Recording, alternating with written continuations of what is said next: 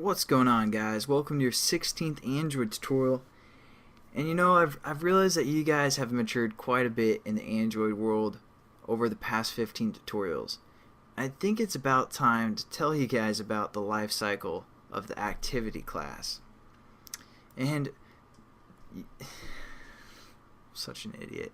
Alright, what we're going to do is talk about the life cycle of the activity class, like I said, because what happens now is we had our application run, but still our splash screen is there. If we hit the back button, it's going to go back to our splash activity, and we don't want that because, we want our splash activity to basically kill itself after it's been displayed for the most part, because it's taking up some memory, or it potentially could take up some memory, so we're going to free up some of that memory for the most part. And that brings us to the life cycle of an activity. Now, I looked up the Android developer page. This is a great resource for you guys to use. Just search activity and it'll go to the life cycle of the activity. That's where you guys can find this. I'm just going to talk through kind of the life cycle and which methods are important for the most part. So here's what happens. An activity starts. Our splash screen, for example, starts. Then it calls this onCreate method. That's where we set up our thread and we set up our layout, our set content view. We set up some of all of those type of variables. And then it also calls the onStart method after it calls the onCreate method. Then it calls the onResume method. Then our activity actually starts running. That's when the user can touch the buttons that we have set up and interact with our activity. See, it has to call all three of those methods before activity actually starts.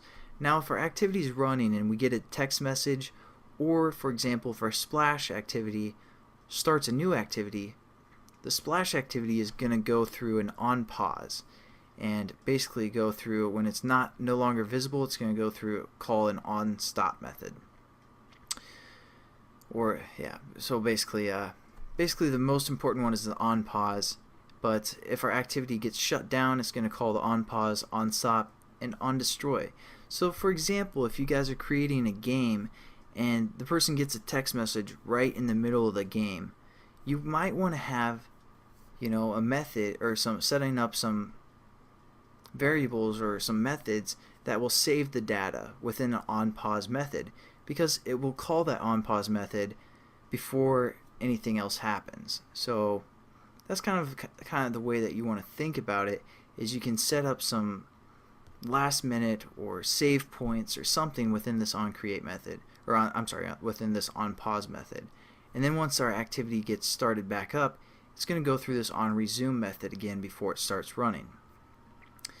So the only method that from our activity class that we are familiar with is this onCreate method. But we're going to kind of use some of these other methods as well. But what I want to show you guys sorry, I'm getting kind of ahead of myself here. What I want to show you guys is that we're going to use this onCreate method, but the only other two methods that are really important for the most part is this onPause method and this onResume method, because even if our activity gets destroyed, it's going to go through this onPause method before it goes through these methods as well. So we might as well set up everything within this onPause method, and we won't have to worry about these. And also the onResume method, we can set up some of our resume methods or variables that we need to set up before activity starts again.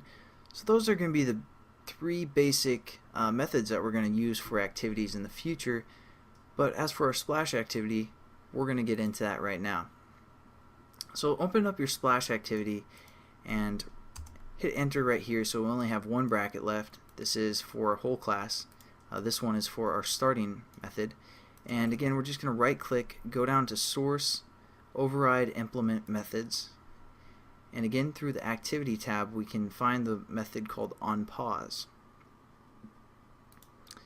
So this is where we're going to kind of make our splash activity kill itself, so to say, because we're just evil like that. So the way we can do that is hit finish. It's just a simple method, and it's basically going to finish the splash activity, get rid of it, and it's going to be gone forever for the most part until our user starts up our activity or our application again. So pretty simple, but what again is happening is when this splash activity starts, because it's the launcher item, it's going to go through this onCreate method, then it's going to run, and then basically what happens is when we call this start activity right here, the splash activity is going to call this onPause method because it's going behind the starting point activity that's being created.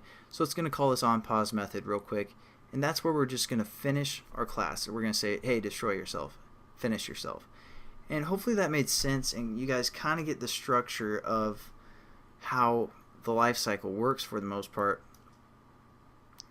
and kind of what these methods mean, because I haven't really explained what the onCreate method is for the most part.